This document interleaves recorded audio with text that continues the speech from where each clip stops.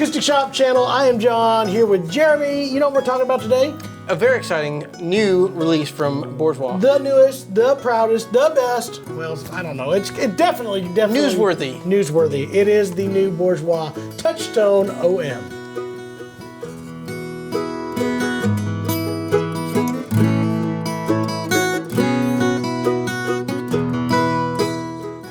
We're back once more. Jeremy, I am so proud to be part of this team. And, I thought you were going to be so proud to be with me. No, not with you. I don't care about being with you. What I'm proud to be is part of this Acoustic Shoppe team because it affords me the availability to get to check out new, cool things even before anybody else does. And I want to thank the folks, first of all. I want to thank the folks at Bourgeois. I want to thank the folks at Eastman and all of you out there who have supported the channel in order to make sure that we get to continue to do this. Thank you all so much. I used to have some friends when we were younger that subscribed to one of those things where companies would send out samples of their newest product and let them try them out first and say, what do you think of this? I like that. Would you eat this? Would you tell your friends about it? And it was risky because sometimes it was disgusting. But we've kind of got the similar thing going on right now with instruments where we have this following online. We review the instruments. We have the great team here that can make some great video content. That's right. And you know how to play guitar, so that helps too. But the cool thing is, these guys actually, we got invited up to Lewiston, Maine, flew up there, went through the full workshop. Man, are my arms I know, tired. that's an old one. Anyway, we got all the way up there. Didn't get any lobster. Surprisingly, the price of lobster is $1,000 per ounce. I blame that on Bourgeois. You didn't get us any lobster. Guys. What's up? But anyway, we got a chance to tour the workshop there, meet all the guys, great bunch up there, pick out some woods for custom guitars. But one of the main highlights of it was this new thing that everybody's talking about. It's the buzz of the internet. It is. In the guitar world, in the acoustic guitar world. Bourgeois is legendary, and now they have the new Touchstone series. Yep. We talked about it a little bit with the Dreadnought. Let's talk about this OM right now. I think the OM, and both of them, the Touchstone series is every man's Bourgeois guitar. I think I just retitled it. It is no longer whatever marketing you were going to do. Every man's Bourgeois. That's what it should be from now on. No? I like it. Anyway, the OM versus the Dreadnought, you assume they're going to be very similar as far as the overall specs. Again, this is a hand-built guitar, a Bourgeois guitar. It is not an Eastman guitar. It is built and assembled in the Eastman factory, but it is a Bourgeois guitar. To give you that, it is an Alaskan spruce, Alaskan Sitka spruce top that is hand-selected, same pile as all the other Bourgeois guitars that are built in Lewiston, Maine. They take it, they vacuum seal it, ship it over there, assemble it, where they have trained a team of players. Now, this was a funny one to me. I thought this was great. We talked to the guys over there, the ones that work in the shop, because a few of them have flown over to Bajau to help set up the factory for the Bourgeois and train workers and get them all going. And they came back and said, here's the deal, guys. And they told Dana this. Dana said this. Everybody said this. He says, they build more of a hand-built guitar than we do.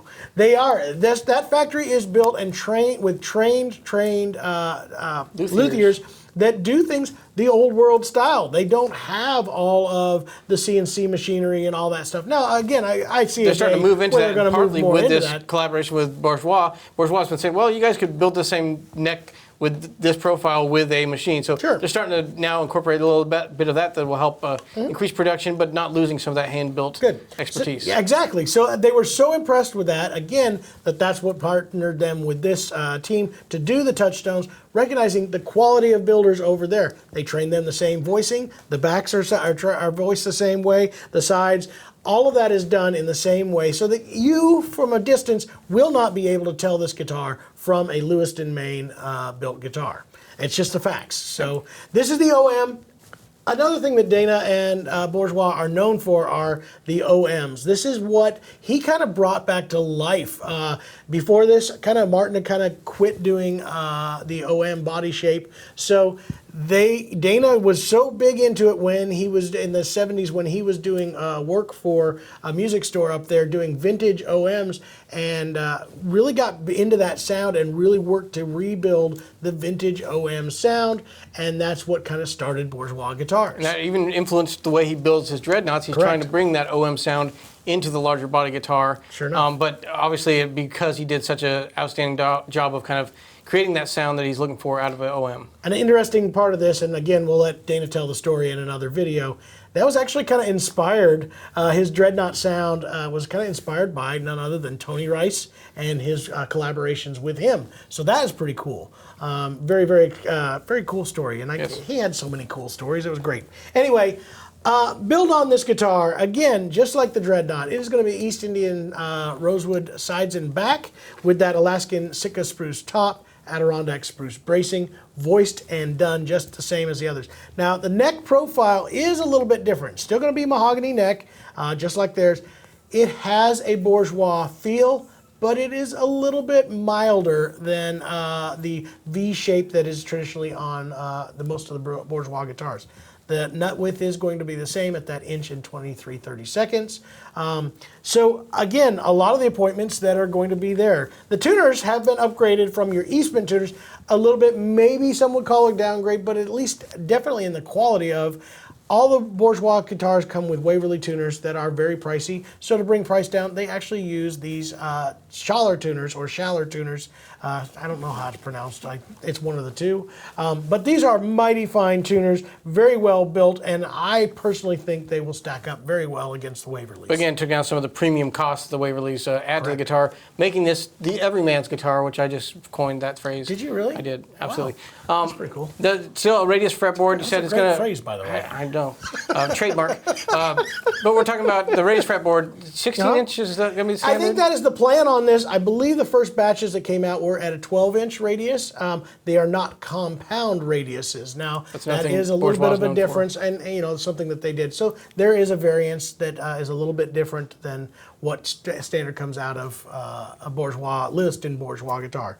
Again, there's some upgrades to this. Again, and it will say Bourgeois on the peg head. The only difference you will be easily able to tell is the label on the inside. It does say that it is a Touchstone guitar. Can I interject here? You can, please do. Interesting story that you folks want to know. I read a book about managing and delegating, and it was talking about people saying, well, they could never do my job. I can't delegate my job. And it talked about I think a 14th century painter, and I wish I knew his name, but he was world famous for his portraiture. So he was like so sought after by all the kings and royalty.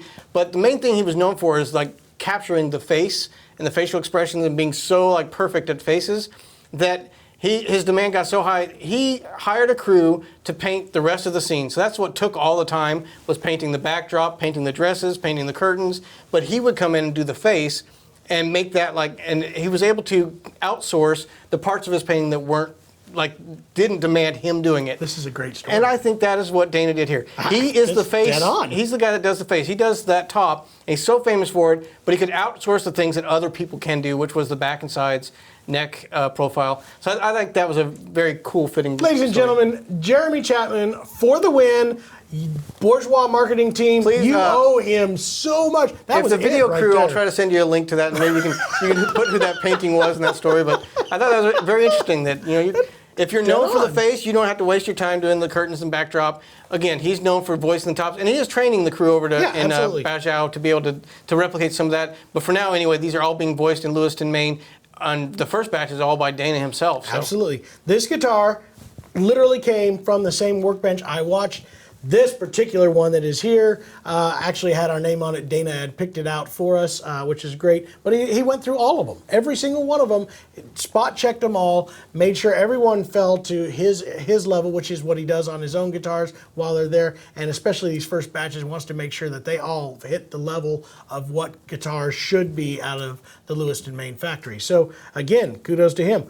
You will notice those little fine details, that neck shape profile, the setup in the bindings and the choices of In Lewiston, they're able to match the top to a back tonally that they're looking for, which I doubt they're doing that as much on this one. That Eastman is kind of building the bodies for them, and then they're just using that top. But in Lewiston, we did notice that they did try to find a wood top that would match tonally with the back and sides. So, but the overall feel and look of what Dana is after, the essence, like you said, that is all in here. The Adirondack spruce bracing, the idea of exciting a top for frequencies that are all based all throughout there, and they taught them the same exact voicing techniques that he uses in tap toning and all the folks that are working in the Lewiston shop are doing. It is so funny. They were showing me how to do it.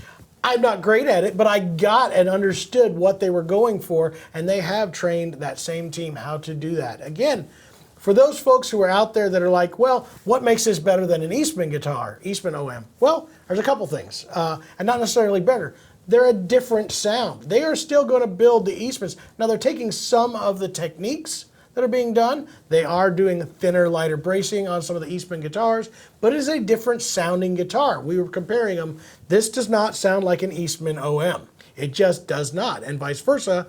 The Eastman OM doesn't sound like this. And Eastman, we've said for a long time, they're still tap toning the tops, where they're trying to get the most resonant top, not have any dead spots in it. Where Dana is kind of known for looking for specific frequency response throughout the soundboard. Response. So That's they want really different what he's frequencies after. to show up and just kind of open up on there. And they spend a good time tapping it. all over the entire top, not just overall frequencies. Everybody has a different way of voicing and what they're wanting. Again, that's his sound. Now, another big difference that a lot of you who are OM fans are going to notice, this is a full scale length, where Eastman always ran a short scale length. This one is full, and that's going to give you that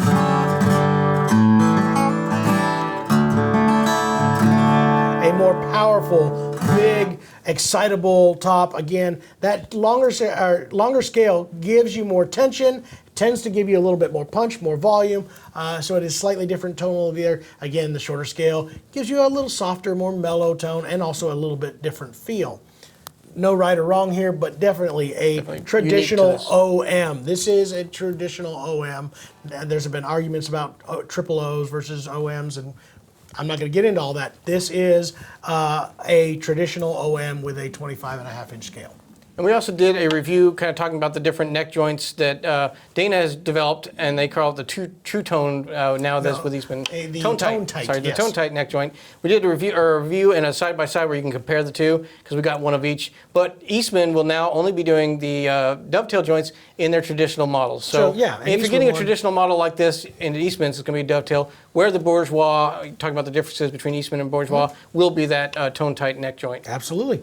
So again, this is a Bourgeois guitar. I don't care how you do it. And they wanted to make sure that we knew that. They want to make sure that the customers know that. This is a Bourgeois guitar. It is designed to be a Bourgeois guitar. Somebody else is painting the curtains in the background. Is the only I difference. love that. I love that idea. So the voice and the styling is all here. It sounds like it. I think if you put this up against its matching model, you will find that they are very, very comparable and definitely there. So again, if you're asking me who's the buyer for such thing as a Touchstone, I think this is going to go, and I'm not saying this as a total generality, although it is.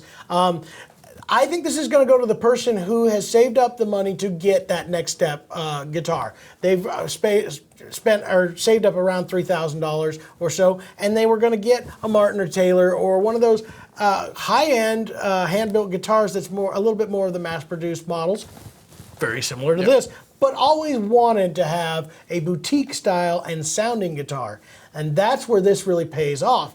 This is going to gain you that look and feel and sound of the boutique guitar at the price of the more mass-produced models, because they're using that same idea overseas and doing it the same style, except with the add-ons. Yep. So there you go. That's who I think is going to be most interested in this. You guys tell us what you guys think. I think it's a great guitar, and we're going to play it for you right now so you can hear what it actually sounds like.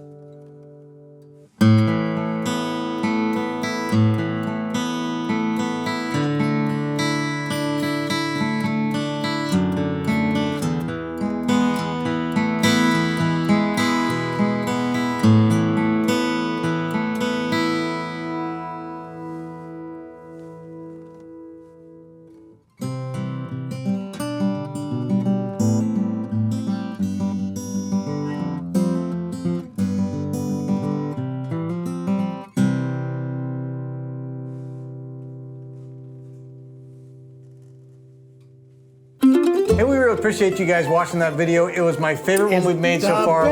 We've done hundreds of videos, and that was the best one. It was. And the next one's going to be even better. If you'd like to see that, be sure you subscribe to this channel. And also, the more you comment and interact below, the more the YouTube algorithms pick it up and start pushing it out to other people, like-minded people. Algorithms? Algorithms, they're everywhere. They permeate the internet, and YouTube's got one, and it watches our videos, and it sees how much you comment, and then it pushes us to other people like you.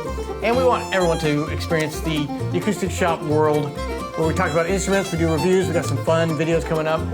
We thank you guys so much for being a part of it, and we'll see you in the next video.